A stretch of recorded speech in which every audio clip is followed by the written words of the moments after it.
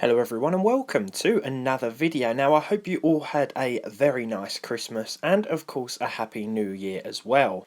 A few videos ago you may remember we took a look at an old Alienware desktop PC I found online. The specs were unknown until I got it home, though when we actually discovered what lay inside the outcome was rather disappointing. The specs were way too old to even start modern games, and the video card had some sort of display malfunction.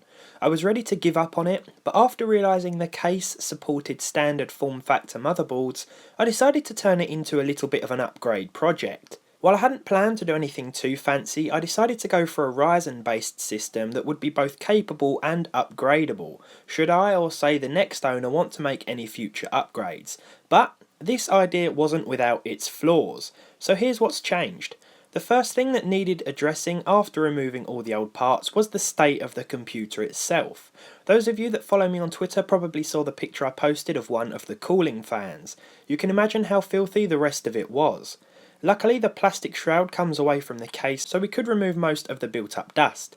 This process was carried out using a screwdriver, some masking tape, a microfiber cloth, and a cocktail stick of all things, as well as some compressed air. It truly is amazing what you can find inside old PCs. This thing's already paying for itself. I was even able to refurb the old fans, and it was important to me that we kept some of the original components in here for nostalgia's sake. That's why the card reader is still in here too, even though it isn't connected to anything. It's just a cool reminder of this machine's origin. The original undamaged stickers are also a nice touch. But let's move on to the internals. Gone are the Pentium 4 and Socket 478 motherboard, and in their places sit a Ryzen 5 2600 6-core CPU atop an ASRock Pro 4 B350 based board. I chose the 2600 as it offers more performance than its previous gen predecessor, yet it's cheaper than the 2600X, and it can still be overclocked thanks to the B350 motherboard.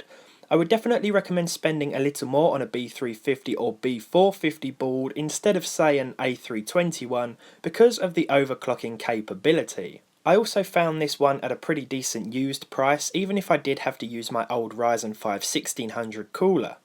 To go with this pairing we have 8GB of 3000MHz DDR4. This Team Vulcan memory was very reasonably priced at just over £55 new, which is incredible really considering how much RAM cost not too long ago. Dual channel for Ryzen is ideal, and the higher the speed the better. For those wondering, not all of today's components were bought brand new, but the RAM here was, because it wasn't any cheaper to buy on the used market. And in fact you won't find many of these parts for that much cheaper when searching around for second-hand components. The graphics card you've certainly seen before, and this choice came from my uncertainty of what to use, although I did start to see a sort of black, white and grey theme emerging, so I wanted to try and stick to it. I didn't want a GPU that was too big, as despite the exterior the case isn't that spacious inside, but I wanted something that would pair well with the Ryzen.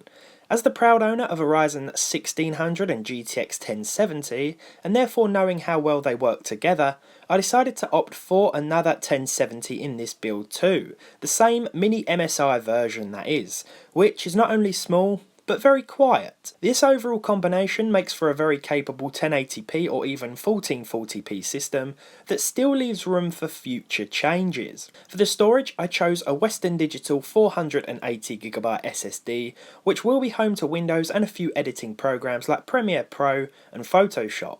The quicker those sort of apps work, the better. A hard drive would be ideal to make up the rest of the capacity, and while I did buy a new one, my personal one will be installed for today, as it has all of my games on it. Powering this now modernised machine is a fully modular 850W PSU. I bought this some time ago, but it has never found a permanent home, and the power output means you should be able to upgrade to any single GPU on the market and not have to worry about replacing it. Modular also means less cables to deal with. It's quite uncharacteristic for me to spend this much on a build, I know, but I think an old beast that once screamed power should still be able to stake that claim, especially when it still looks the part.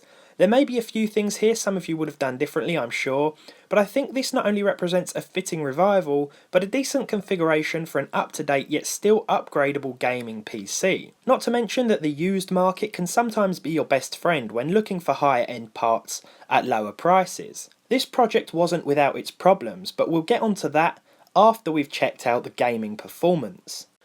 Right, so when it comes to the games, as you would expect, this machine is more than capable of handling pretty much every title at 1080p with at least 60 frames per second.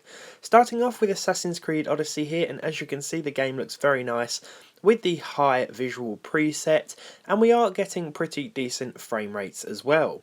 One thing I will mention is due to optimization and regular updates that don't always help performance, you may see some stuttering here and there. I think it totally depends on what update has just come out for the game, because I swear some of this slowdown you're seeing here wasn't there the last time I benchmarked this on a similar system. Battlefield 5, a very new and quite fun game, ran with 98 frames per second, again with the high visual preset at 1080p. Interestingly, ultra settings meant that we stuck closer to 60 frames per second with some dips below, so if you are experiencing lag on a similar PC or want to build something similar to this one, then just know that high settings will run a lot better than it will turning everything up to ultra.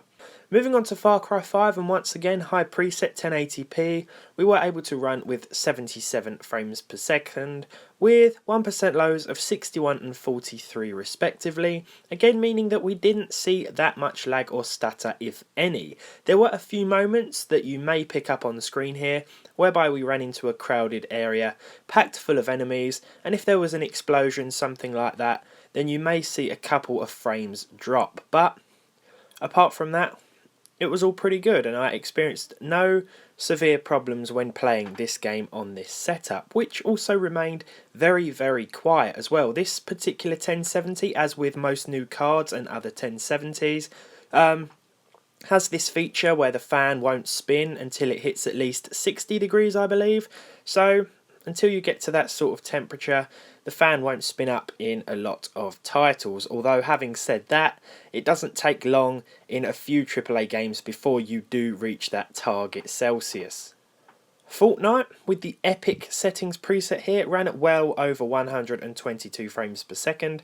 Now to work out this average, I combined a bit of the gameplay results when I was just wandering around outside of the towns in these sort of open, currently snow-filled areas, and then took that, mixed it with the results from sort of a bit of combat inside a town to give us this average here. The reason I did this is because the frame rate will vary significantly depending on where you are in the map. Sometimes it will drop below 80, for example, on a system like this, and other times it will shoot beyond 120 in those sort of more open and empty areas. Just know that at epic settings on a PC configuration like this one, there'll be no real instances when you drop below 60 frames per second. As we move on to Just Cause 4, again with the high preset, it's a similar story. The game was very playable indeed. There were no real performance issues here at all. I didn't notice any of the stutter that was perhaps picked up in the Fraps benchmark tool.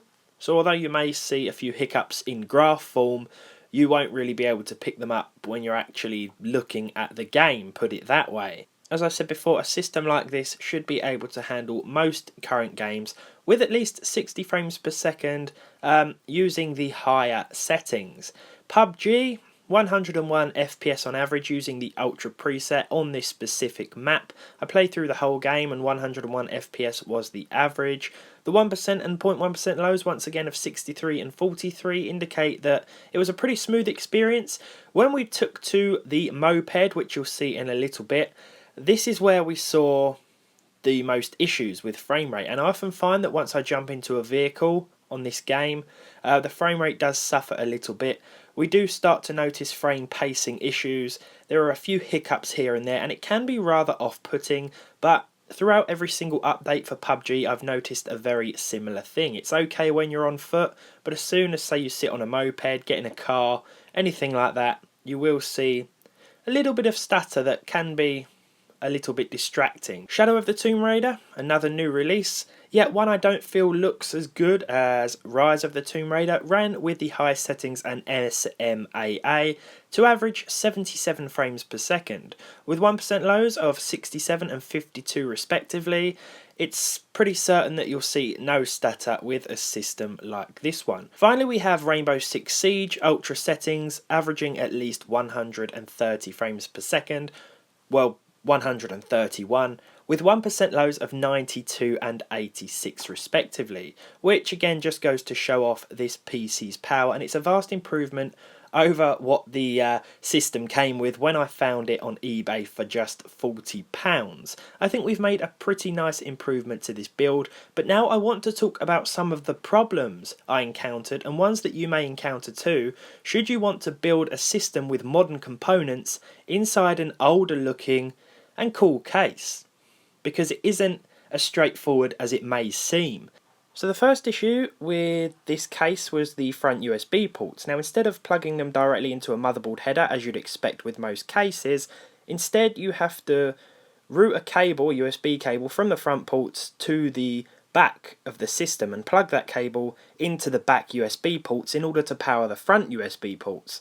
I'm sorry that sounds like an absolute mess to explain, but it's the only way I can think to explain it. It really is something I've never seen before, and something quite inconvenient considering you'll lose access to most of your rear USB connectors after doing this. There's also the fact that there's no front inputs for headphones or microphones. Again, it's not the end of the world, but it is a little bit of an inconvenience. And you certainly don't get all the modern features that you would with a brand new case. And considering this cost more than I could find some brand new cases for, you really are sort of replacing the usability factor for the aesthetic factor.